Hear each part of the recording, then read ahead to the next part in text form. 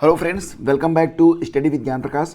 देखिए फ्रेंड्स, यहाँ पर हम बात करेंगे, जैसा कि आप लोग जानते हैं, यूपीएचईएससी ने असिस्टेंट प्रोफेसर के लिए विज्ञापन संख्या 51 के अंतर्गत बीएड के लिए भी आवेदन मांगे थे। और यहाँ पर मामला क्या बना कि यूजीसी का जो रेगुलेशन है वो ये कहता है कि अगर बीएड में कोई प्रवक्ता बनना चाहता है, असिस्टेंट प्रोफेसर बनना चाहता है, उसके लिए जो एलिजिबिलिटी है वो यही होगा कि वो संबंधित व्यक्ति एमएड हो या फिर एमए इन एजुकेशन हो। ये रूल्स 2018 के यूजीसी के मुताबिक है। लेकिन एनसीटी ये कहता है कि बीएड कंपलसरी है। जैसे कि कुछ लोग एजुकेशन से एमए करते हैं तो वो बीए के आधार पर कर लेते हैं कि उन्होंने बीए में एजुकेशन सब्जेक्ट लिया हुआ है, फिर वो एमए कर सकते हैं एजुकेशन से। उनको भी यहाँ पर बीएड प्रवक्ता के लिए अर्ह माना गया यूजीसी का जो नॉर्म था उसके मुताबिक। लेकिन एनसीटी ये कहता है कि पहले तो आप बीएड हों, अगर बीएड में प्रवक्ता बनना चाहते हैं तो बीएड हों।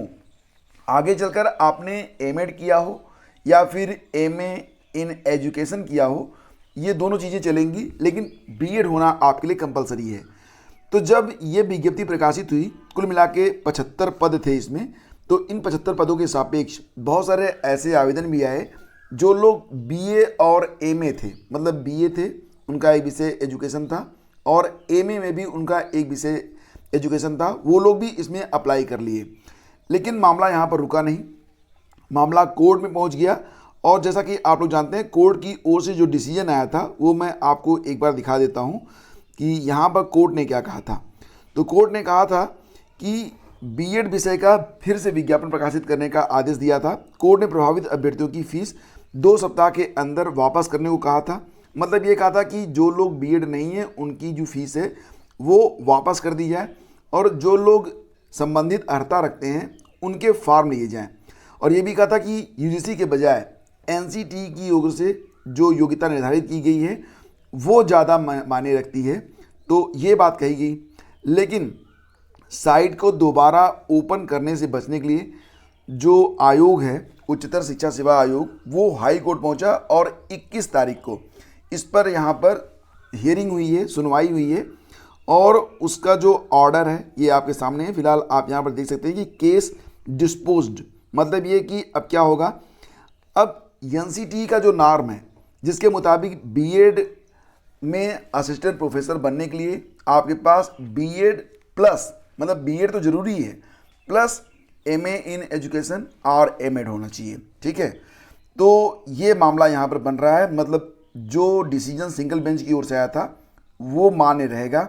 मतलब ये कि दोबारा से आवेदन के लिए फॉर्म लिए जाएंगे, और जो अभ्यर्थी बीएड नहीं हैं और जिन्होंने आवेदन कर दिया था एमए इन एजुकेशन के आधार पर, उनकी जो फीस होगी वापस हो जाएगी। एक बात मैं यहाँ पर क्लियर कर देता हूँ कि जो लोग एजुकेशन से एमए हैं लेकिन उसके पहले बीएड हैं वो वैलिड रहेंगे। जिन्होंने बीए के बाद एमए किया हुआ है एजुकेशन से वो वैलिड नहीं रहेंगे। ये बात ध्यान रखने योग्य है। ठीक है, तो यहाँ पर आप देख सकते हैं कुछ क्लियरिटी यहाँ पर मैंने आपको दिया है। और ये जो न्यूज़ आई थी ये लगभग 4-5 महीने पहले की न्यूज़ है। MA in education or MEd is equivalent और नॉट। तो इस पर तमाम वीडियोज़ भी अपलोड हुए थे यूट्यूब पर। और ये जो पूरी खबर है आपको कहाँ पर मिलेगी, तो studyvidgyanprakash.com पर जाकर मिल जाएगी। वहाँ पर चीज़ें जो होती हैं बिल्कुल समय पर अपडेट कर दी जाती हैं। ठीक है, अब यहाँ पर आप देख सकते हैं जो एलिजिबिलिटी मांगी गई थी बीएड के लिए, ये आप देख सकते हैं सिर्फ लिखा गया था एमए इन एजुकेशन। ठीक है, मतलब एमएड हो या एमए इन एजुकेशन हो तो आप बीएड प्रवक्ता यहाँ पर बन सकते हैं। अब यहाँ पर देखो, ये मतलब एमए इन एजुकेशन जो लिखा गया है, सिर्फ ये सिंगल जो है एलिजिबिलिटी नहीं है।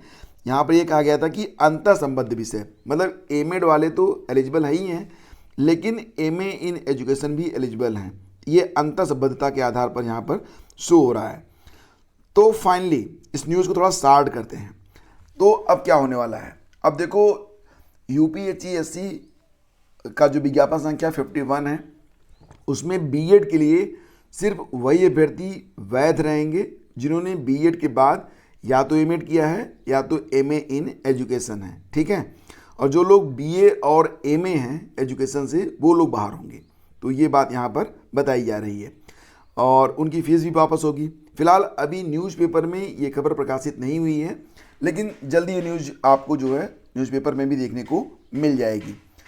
इसके बाद आगे बढ़ते हैं तो इस समय इलाहाबाद विश्वविद्यालय में PGAT यानी कि पीजी में प्रवेश के लिए जो एडमिशन टेस्ट होते हैं उसके लिए फॉर्म 25 अप्रैल से खोल दिए जाएंगे और इसके लिए जो अभ्यर्थी संबंधित पाठ्यक्रम में प्रवेश लेना चाहते हैं वो aupreves2023.cbtexam.in के माध्यम से या फिर वेबसाइट www.allduniv.ac.in के माध्यम से जो लिंक मिलेगा उस पर अपना पंजीकरण करा सकते हैं।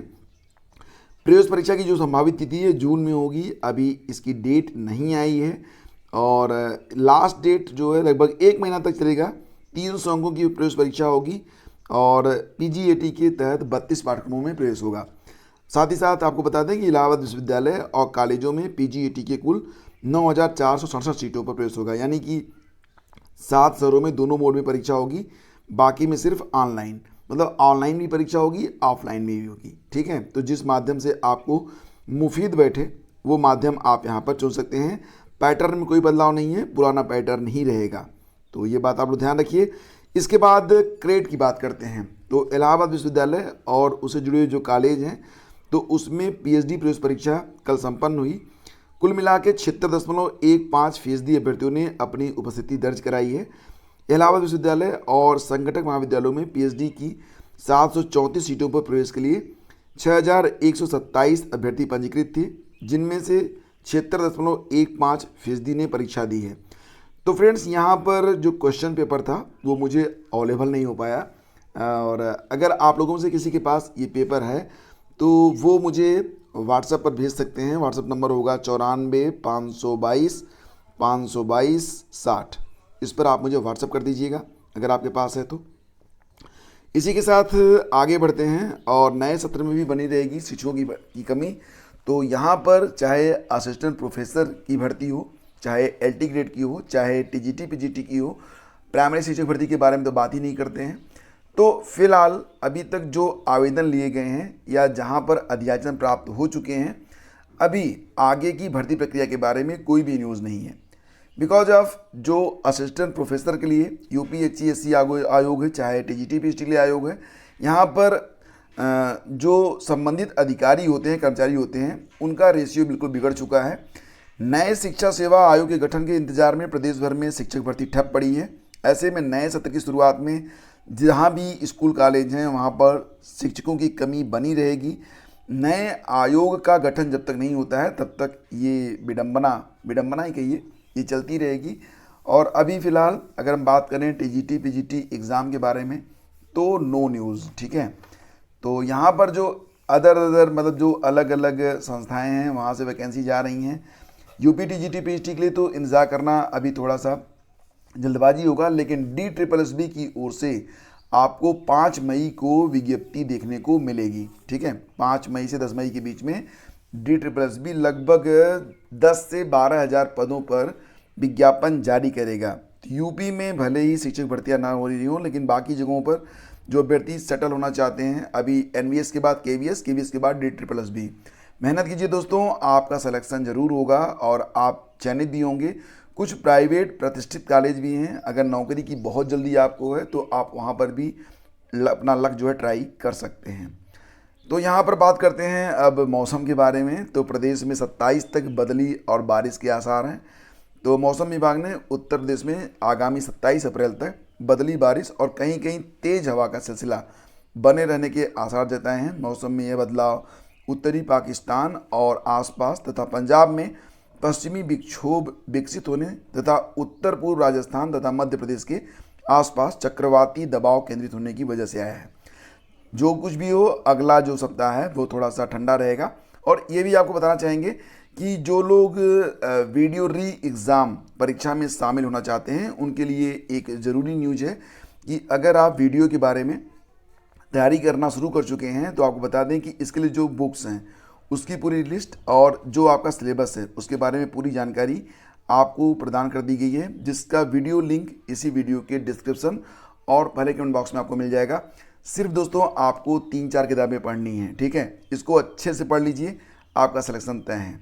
और मैंने देखा है कि यूट्यूब पर तो बहुत सारे लोग डराते हैं, इतनी किताबों के नाम बता देंगे और ऐसी ऐसी किताबों के नाम बता देंगे। मैंने कल देखा एक चैनल है, नाम तो नहीं बताएंगे, लेकिन उन्होंने बताया कि आप पूरा घटना चक्र पढ़ डालिए और पॉलिटी की तैयारी कैसे करें, तो बता रहे हैं कि एम लक्ष्मीकांत को पढ़िए। भैया बीडीयू की परीक्षा है, एम लक्ष्मीकांत यूपीएससी के लिए ही सही रहता है।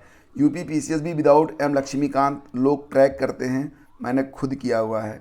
एम लक्ष्मीकांत की कोई ज़रूरत नहीं पड़ती है। बहुत सारी मतलब इतना मत पढ़ो यार कि मतलब पढ़ाई ही बोझ लगने लगे। आपको बस उतना ही पढ़ना है जितना जो है आपकी परीक्षा में पूछा जाता है, ठीक है। तो फिलहाल ये सारी चीज़ें मैंने डिस्कस कर रखी हैं वीडियो में, लिंक डिस्क्रिप्शन में है।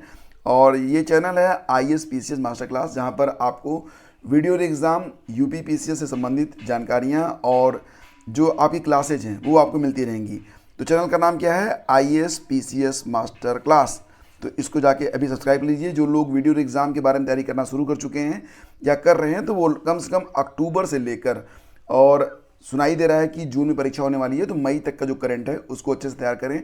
अभी से शुरू कर देंगे तो आसानी रहेगी, ठीक है। बाद में तो अफरा तफरी मचेगी। वैसे भी आपके पास अबाउट 50 डेज का ही समय बचा हुआ है। और करंट अफेयर के लिए आप मार्केट से कोई मैगजीन आपको पसंद आती है वो ले लीजिए, या फिर हमारे नोट्स भी अवेलेबल हैं, लिंक वीडियो के डिस्क्रिप्शन में आपको मिल जाएगा। थैंक यू सो मच, मिलते हैं आपसे अगले वीडियो में, तब तक के लिए आज्ञा दीजिए। जय हिंद, जय भारत।